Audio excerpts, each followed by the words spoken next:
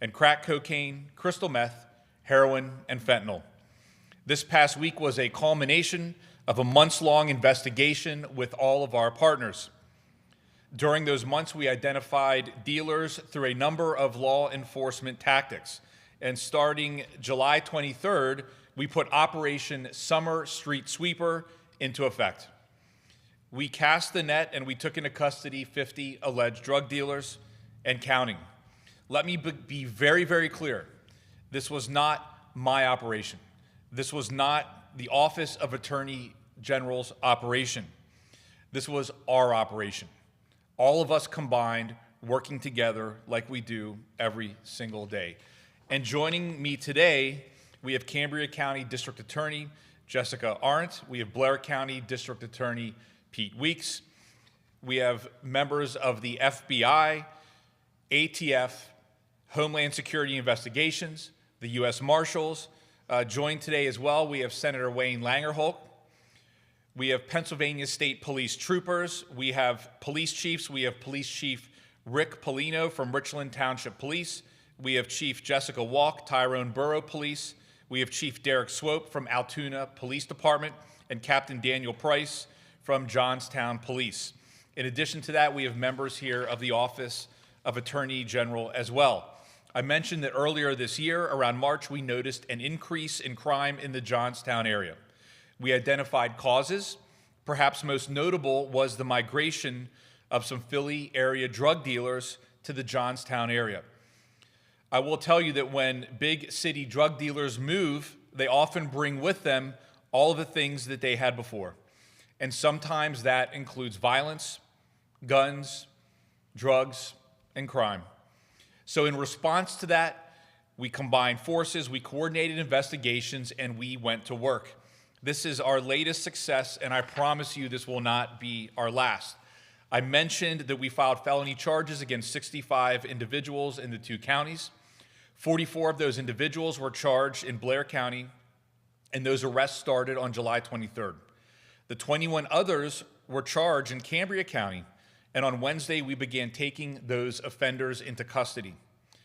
You can see those 21 people on the poster here to my left, to your right. We have photos of the Blair County defendants as well for anyone that needs them. We also have all the names available. District Attorneys Arndt and Weeks will handle the prosecutions, and you will hear from both of them in a moment. So in closing, 65 alleged drug dealers. I cannot overstate to you how significant that is. I commend all of our partners up here. I commend the many, many individuals, and I say this all the time when I do these press conferences, but we have the opportunity to stand here and share with you the outcome from these investigations. But there are so many people that make this happen every day and do the unbelievably dangerous work on the streets. Those are our agents and those are our officers that oftentimes work in an undercover capacity. Those include analysts and support staff that make these investigations happen. And of course, this includes all of the prosecutors and their staff that coordinate with police. And once these arrests are made, the work doesn't stop. Now begins the process for a successful prosecution. And every single one of those individuals has my thanks, my applause, and my absolute and total respect. And this will continue. I say it all the time, I say it every day, but if communities aren't safe, literally nothing else matters. Our children must be safe, our families have to be safe, we have to be able to live in a world where people can go to work and go to school without the threat of violence and these horrific drugs that are absolutely ravaging communities.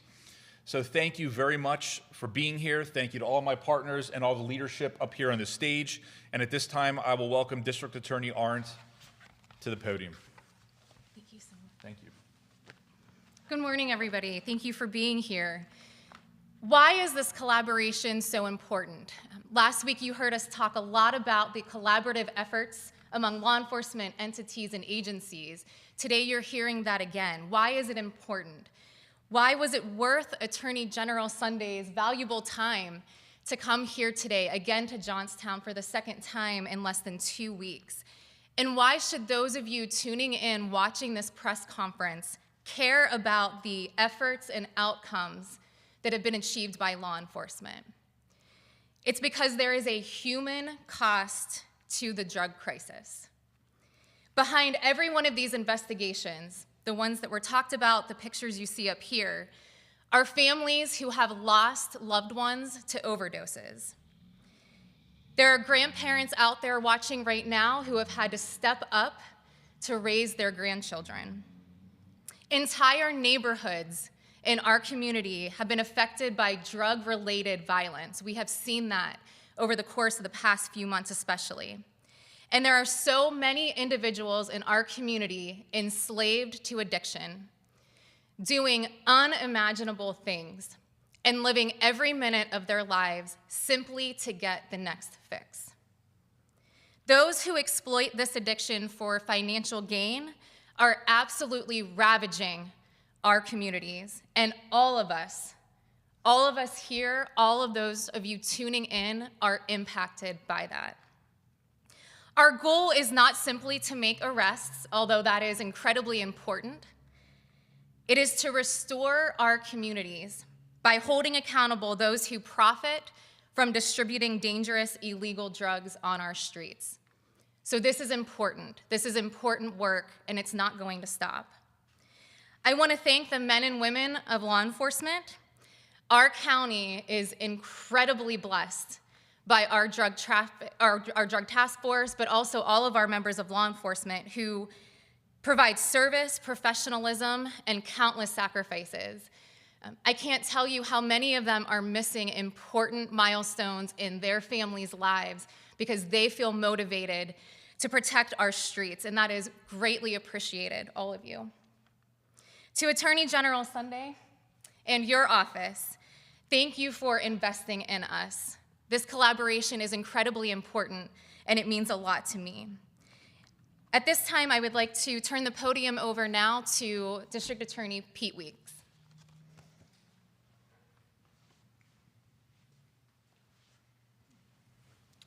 Thank you. Good morning. The cost of drug trafficking and drug use not only impacts the families of the users, the communities where this happens, but as AG Sunday and DA Arndt talked about, the violence that comes with the drug traffickers themselves. I'd like to thank the Attorney General's office, Attorney General Sunday, and our partners in Cambria County, DA Arndt. I look forward to working with them going forward on purging the blight of drug trafficking and drug use. I'd like to thank the Drug Task Force in Blair County for continuing its exemplary work, not only the Attorney General's office, but the State Police, the Altoona Police Department, the Tyrone Borough Police Department, spearheaded the investigations that are going to be brought to prosecution because of these arrests. The hard work of the officers made the arrest possible, and now as prosecutors we have to do the work to make the cost of selling drugs not worth it in the communities of Blair County and Cambria County. Thank you.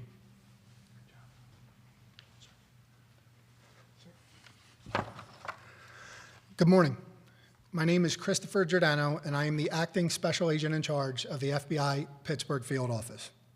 Thank you for being here, and thank you to Pennsylvania Attorney General Dave Sunday, Cambria County District Attorney Jessica Arndt, Blair County District Attorney Pete Weeks, and all of our local, state, and federal law enforcement partners.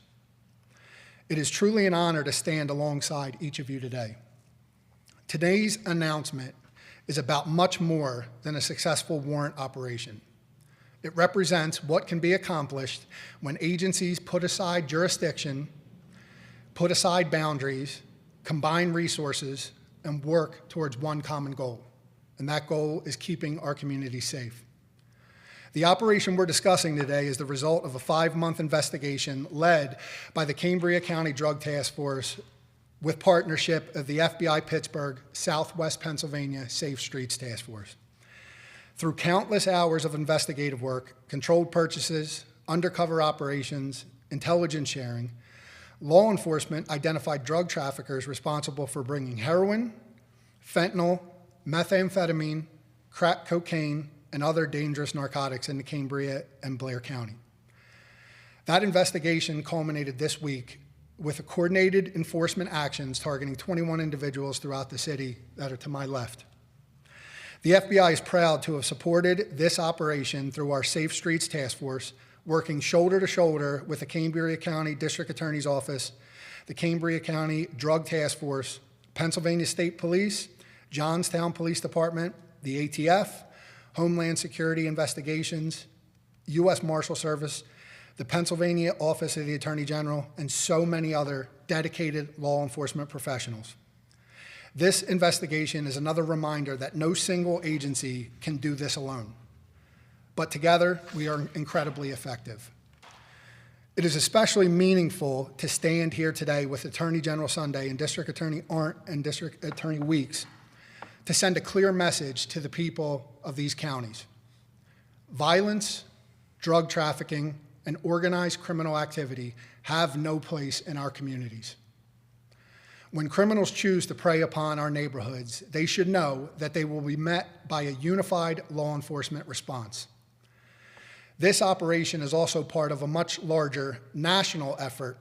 On June 1st, FBI Director Kash Patel launched Operation Summer Heat 2.0 across the country and including FBI Pittsburgh and all of the surrounding counties of the city of Pittsburgh. In just the first 2 months of this initiative, the FBI, working alongside countless local, state, tribal, and federal law enforcement partners, has resulted in over 3,200 arrests, over 1,200 indictments, 1,700 drug seizures, and over 1,100 firearms seized. These are extraordinary numbers, but they represent far more than just statistics. They represent dangerous offenders removed from our streets. They represent firearms that can no longer be used to commit violent crimes. They represent deadly narcotics, many containing fentanyl, that will never reach our neighborhoods. And they represent countless victims who may never have to experience the devastating effects of violent crime. Here in Western Pennsylvania, we remained focused on the threats that matter most to our communities: violent crime, gang activity, narcotics trafficking, illegal firearms, and criminal organizations that drive them. We will continue to leverage every investigative tool available and every partnership we have to protect the citizens we serve. I want to thank every investigator, task force officer, prosecutor, analyst, and support professional who contributed to this investigation. These operations require months of planning and coordination, and today's success belongs to every agency represented here. In closing, I will close with this. The goal here isn't simply to produce impressive numbers. Each one of those statistics represents a real person: a violent offender taken off the street, a trafficker held accountable, a firearm recovered before it could be used, dangerous drugs intercepted before they could reach another family. The true measure of success isn't found in arrest statistics. It's found in the lives we protect, the families who sleep more safely tonight, and the future victims we hope never have to identify. Together, we will continue working every day to ensure that Western Pennsylvania remains a place where our families can live, work, and thrive safely. Thank you, and now I'll turn it back over to Attorney General Sunday. Thank you so much. I appreciate that. And so just 1 week ago, we were all here together addressing the community, talking about the impact of crime, talking about things that we can do to help victims, to make the community safer, and to do things that we're doing here today. And I will say that last week we were brought together by State Senator Wayne Langerholt. And he happens to be here today, and I'd like to give him a minute to say what he'd like to say. So. Awesome. Thank you. Last week, we stood in that room and talked about this unprecedented collaboration across multiple levels, local, state, and federal. And at that roundtable, we said, and there's things that we may not be able to say here because they may be sensitive. And we live in an instant gratification world. Everybody wants instant results. And as we sat there, the many men and women of law enforcement worked countless hours well before that week to bring what you have here to fruition. And that work will continue, and you have my gratitude, General. Thank you for your commitment to our region. Thank you for your dedication to the many men and women of law enforcement here today and working now. Thank you. You have my unwavering support, and we will utilize all available state resources to continue to make this impact. And this work is long, this work is not easy, and this work will continue. And to those that may still choose to continue to peddle this poison, engage in nefarious activity, or engage in violent crime, the message is quite simple. You will be brought to justice, period. Thank you. And thank you, Senator, for your leadership. At this point, if we'll answer what limited questions we can, obviously this is an ongoing investigation, and so because of that, there's certain things we can and can't say, but if anyone has any questions generally, we'll do our best to answer them. Are you able to say if this is part of a larger network, or is that part of the investigation? What I'd like to say there very simply is this. In any case like this that's investigated, the investigation doesn't stop with that moment in time. I don't want to go into details with regard to methods and law enforcement techniques, but I'll say very simply that everyone up here will continue to further this investigation and follow it wherever it goes.